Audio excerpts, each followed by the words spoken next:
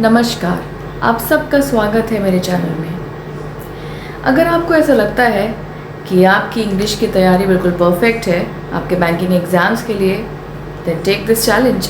Let's see कि आप में से कितने लोग 10 on 10 स्कोर करते हैं। So let's begin. The first question comes here. The monetary policy committee along with the central bank governors are planning to implement a stringent regulatory framework to stabilize the volatile domestic currency, no error। अब इसके किस part में error है ये आप बताइए। हर question पे आप अपना वीडियो पॉज करिए और फिर देखिए कि उसमें कौन सी एरर है। Let's analyse this. The Monetary Policy Committee, see this Monetary Policy Committee, ये एक कमिटी है which is a collective noun and it is always taken as singular, तो ये singular है, ठीक है। Along with the central bank governors, हम लोगों ने डिस्कस किया था, सॉरी हाँ I forgot to write you over there। हम लोगों ने पहले डिस्कस किया था कि जब भी दो सब्जेक्ट्स along with से जुड़े हुए होंगे या टुगेदर विद से जुड़े हुए होंगे, विद से जुड़े हुए होंगे, तो उसमें हमेशा हम लोग फर्स्ट सब्जेक्ट के ऊपर एम्फसाइज करते हैं। फर्स्ट सब्जेक्ट के साथ ही वर्ब अकॉर्डेंस में होना चाहिए। तो यहाँ पे हमारा जो फर्स्ट सब्जेक्ट है that is monetary policy committee, ना कि सेंट्रल बैंक गवर्नर्स, ठीक है। तो इसका मतलब है हमारा जो सब्जेक्ट जिसके साथ वर्ब को अकॉर्डेंस में होना चाहिए, अग्री करना चाहिए, that is singular. So it means कि आर प्लानिंग, तो आर तो फिर ये गलत हो गया ना, क्योंकि हमारा जो सब्जेक्ट है वो सिंगुलर है, तो this should be is. So governors is, ठीक है, is planning to implement a stringent regulatory, बाकी सेंटेंस करेक्ट है। यहाँ पे सब्जेक्ट वर्ब अग्रीमेंट का की प्रॉब्लम थी यहाँ पे। So I hope it's clear. Here comes the next sentence. Let's see how many of you are able to detect the error. अपने वीडियो को कुछ सेकंड्स के लिए पॉज करिए and find out. Now let me analyze this sentence. Hardly the economic analyst had finished presenting his quarterly fiscal projections when the sudden collapse of the major tech conglomerate triggered an unprecedented market sell-off, ठीक है। So ये sentence test कर रहा है grammatical inversion. देखिए एक rule है जो आप लोगों ने पढ़ा होगा, हम लोग यहाँ पे बस उसी को रिवाइज कर रहे हैं कि जब भी कोई सेंटेंस नेगेटिव एडवर्ब से शुरू हो, जैसे कि हार्डली, ठीक है, hardly, scarcely, barely, no sooner, तो इस तरह के जितने भी नेगेटिव एडवर्ब्स होते हैं, जब भी उनसे कोई सेंटेंस शुरू होता है तो रूल कहता है कि that negative adverb should always be followed by a helping verb, ठीक है। तो ये ऑक्सिलरी वर्ब, तो यहाँ हार्डली के बाद क्या आ गया है? द इकोनॉमिक आ गया है, ठीक है, द इकोनॉमिक एनालिस्ट आ गया है, ठीक है। So which means it is wrong, क्योंकि यहाँ पे हार्डली के बाद हमारा ऑक्सिलरी वर्ब होना चाहिए, हेल्पिंग वर्ब होना चाहिए, जो कि यहाँ पर है, सी ये हैड, ठीक है। तो the correct sentence would have been hardly had, तो यहाँ पे हैड लगना चाहिए, ठीक है। Hardly had the economic analyst, और ये यहाँ नहीं लगेगा। Finished presenting his quarterly and then rest is correct. तो यहाँ पे ग्रामेटिकल इन्वर्जन का रूल है, तो हमेशा याद रखिए कि कोई भी नेगेटिव एडवर्ब से अगर सेंटेंस शुरू होता है तो it should always be followed by a helping verb और an auxiliary verb. Next we have number 3। The newly appointed chief risk officer told the board of directors that each of the regional branches were deeply susceptible to liquidity crunches, ठीक है। Now see, We have newly appointed chief risk officer told the board of directors that each of the, so we know the rule says कि each of जहाँ लग जाएगा तो each of the is always followed by plural noun और plural pronoun, तो उसके बाद आने वाला noun या फिर pronoun हमेशा plural होता है, ठीक है। तो let us check कि है कि नहीं। each of the regional branches, तो मतलब ये तो correct है, ठीक है। branches है plural है, correct है इसका मतलब, लेकिन each of the के बाद आने वाला verb singular होना चाहिए। so let's check कि each of the regional branches were, यहाँ पे लिखा है were, ठीक है, were deeply susceptible, तो ये तो गलत हो गया। so हमारा डी वाले पार्ट में एरर है, वर नहीं होना चाहिए यहाँ पे क्या होना चाहिए था, was, ठीक है। so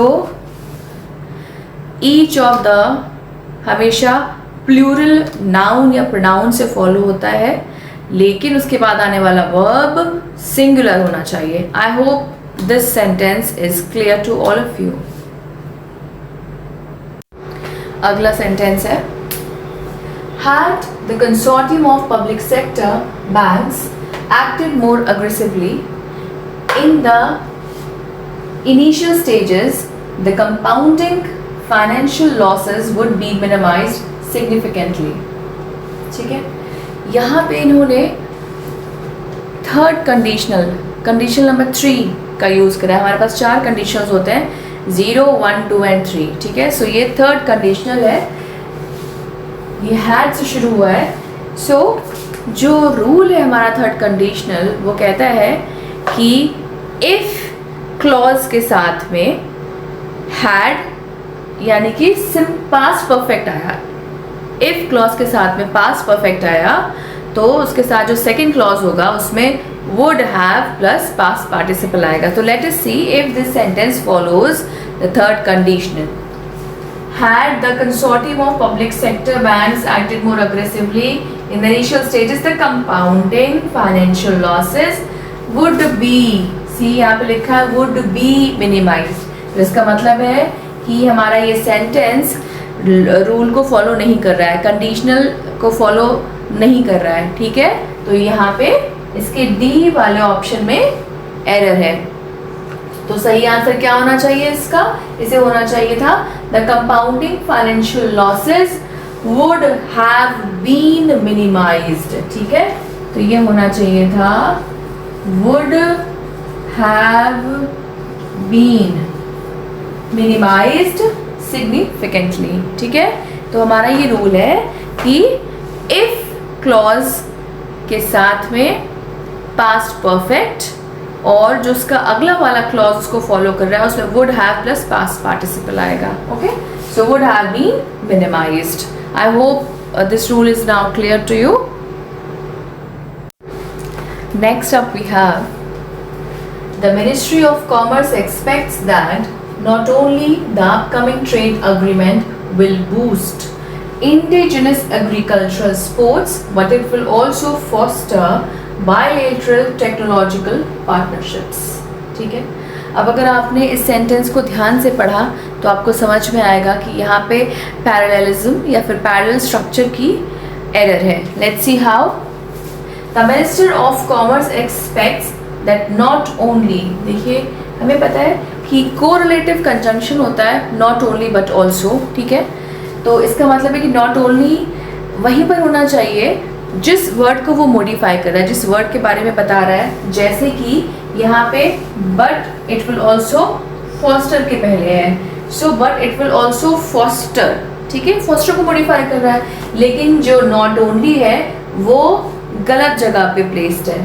the upcoming trade agreement will boost, तो एक्चुअली इसे कहाँ होना चाहिए, किस वर्ड को मॉडिफाई करना चाहिए, तो इसे किस वर्ड को मॉडिफाई कर रहा है, ये नॉट ओनली कर रहा है बूस्ट को, ठीक है। नॉट ओनली वर्ड जो है वो बूस्ट को मॉडिफाई कर रहा है, बूस्ट के बारे में बता रहा है। तो ये सेंटेंस का स्ट्रक्चर एक्चुअली कैसा होना चाहिए, the ministry of commerce expects that, ये नॉट ओनली यहाँ नहीं आएगा, ये यहाँ चला जाएगा, ठीक है। expects that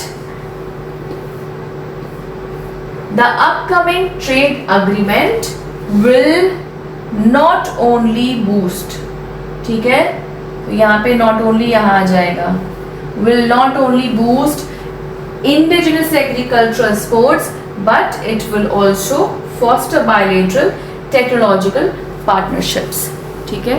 So ये one of the favorites है of banking exam, IBPS, clerical, PO, SBI, सारे एग्जाम्स में this is one of the favourites of examiners, ठीक है. आई होप कि ये आपको एक्सप्लेनेशन समझ में आ गया पैरेलल स्ट्रक्चर का. नेक्स्ट सेंटेंस है, the financial performance matrix compiled by the analytics team suggests that the micro lending firm is on a highly sustainable upward growth trajectory, ठीक है. इस सेंटेंस को पढ़ के आपको समझ में आ रहा होगा कि यहाँ पे एक क्लासिक सब्जेक्ट वर्ब अग्रीमेंट की एरर है, ठीक है. Let's see the financial performance matrix. So this is suggesting कि प्लूरल है, हमारा जो सब्जेक्ट है दैट्स प्लूरल. आगे क्या लिखा है कि compiled bye the analytics team, ठीक है, सजेस्ट्स. अब अगर हमारा सब्जेक्ट प्लूरल है तो हमारा वर्ब सजेस्ट्स कैसे हो सकता है ना. एस या तो सब्जेक्ट में आएगा या तो वर्ब में आएगा, ठीक है ना. तो यहाँ मैट्रिक्स प्लूरल है तो इसका मतलब है कि यहाँ पे एस नहीं आएगा, तो ये सिंगुलर हो जाएगा वर्ब. आई मीन एस चला जाएगा. Suggest is obviously plural subjects के साथ भी यूज करते हैं. So by the analytics team suggest that the micro lending firm and so on, ठीक है. So this was a classic example. तो हमारा 7th sentence है, given the rapid escalation of the geopolitical tensions, the diplomatic convoy found it exceptionally difficult to cope up with the volatile demands of both sovereign nations. Very बहुत ही glaring सी error है, बहुत सामने दिख रही है हमें. Cope up with, ठीक है, ये बहुत ही कॉमन सी कॉलोक्वियल एरर है ये कोप अप विद, ठीक है. ये अब यहाँ पे नहीं होना चाहिए. Cope with, to cope with the volatile demands, ठीक है. ये अब यहाँ पे इट्स रिडंडेंट ऑल्सो, ठीक है. होगा to cope with the volatile demands and rest is fine. Number 8 we have, it is high time the regulatory authority takes strict punitive actions against the defaulting non-banking financial companies to protect retail investors, ठीक है. So the rule says कि जब भी कोई sentence ऐसे phrases से शुरू हो, it is high time, it is time, तो वो हमेशा it should be followed by simple past tense. उसका जो वर्ब आएगा उसके बाद वो हमेशा सिंपल पास्ट टेंस में होना चाहिए, ठीक है. तो यहाँ पर क्या है, देखो इट इज हाई टाइम, इस फ्रेज से हमारा सेंटेंस शुरू हुआ है, तो रूल के हिसाब से इसके बाद में देखिए वर्ब कौन सा आया, द रेगुलेटरी अथॉरिटी टेक्स, ठीक है. तो ये टेक्स नहीं आना चाहिए, ये क्या होना चाहिए, सिंपल पास्ट में V2, दैट इज टुक, ठीक है. तो टुक स्ट्रिक्ट प्यूनिटिव एक्शंस, तो यहाँ पे टुक आएगा, ठीक है, क्योंकि ये फ्रेज हमें बताता है कि जो भी एक्शन है इट इज ऑलरेडी ओवरड्यू. तो I hope this rule is clear to you. Next हमारा है, the asset management firm has been unable to liquidate the client's disputed properties despite of, ज़्यादा पढ़ने की ज़रूरत ही नहीं है, we got it here only, despite of, ठीक है. we know कि despite is equal to in spite of, तो despite is not followed by of, despite के बाद कोई of नहीं आता है, in spite के बाद आता है, ठीक है. so despite is equal to in spite of, तो यहाँ पे of नहीं आना चाहिए. So it should be properties despite receiving a green signal. Okay, I hope it's clear. Last but not the least, हमारा आज का सेंटेंस है, The senior auditor strongly preferred initiating a comprehensive forensic audit than relying on the internal compliance reports. देखिए हमें आगे कहीं जाने की ज़रूरत नहीं है, यहाँ पे लिखा है preferred, strongly preferred, ठीक है. और preferred क्या, initiating a comprehensive forensic audit than, see preferred के बाद to आता है, than नहीं आता है, ठीक है.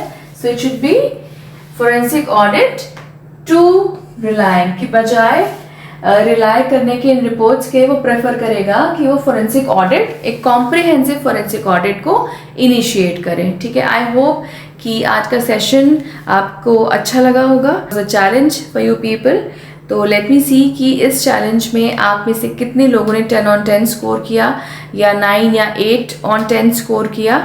ठीक है. जो भी स्कोर किया है please write that in the comment and let me no कि आप ऐसे ही सेंटेंसेस और ऐसे सेशंस और आप देखना चाहते हैं. Please let me know in the comment. So see you in my next session. So till then bye bye.